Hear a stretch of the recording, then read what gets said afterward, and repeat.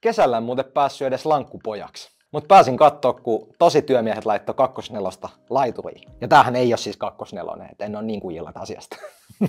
Sitten tulikin mieleen tämmönen itse strategiatyön 2.4. Ja mistä se sitten niin 2.4 tässä strategiatyön kontekstissa tulee, niin se tulee siitä, että 2 on tietynlainen aikahorisontti. Kun mietitään strategisia päätöksiä, strategisia linjauksia, niin mietitään 2 aikahorisonttia. Mitä tämä tarkoittaa A meille heti, B pitkällä strategisella aikavälillä? Tämä 2.4, niin se liittyy tietysti siihen, että minkälainen impakti tällä on niin kuin keskeisiin sidosryhmiin, asiakkaisiin, meidän ihmisiin, meidän yrityksen taloudellisiin lukuihin ja yhä enenevässä määrin yhteiskuntaa. Että ei riitä vaan, että on hyvä bisnes, pitäisi tehdä myös jotain hyvää. Tätä strategiatyön 2.4 Suomessa on käyttänyt tosi menestyksekkäästi muun muassa Futurice. Laitetaanko mekin teille 2.4 seinään tai lattiaan?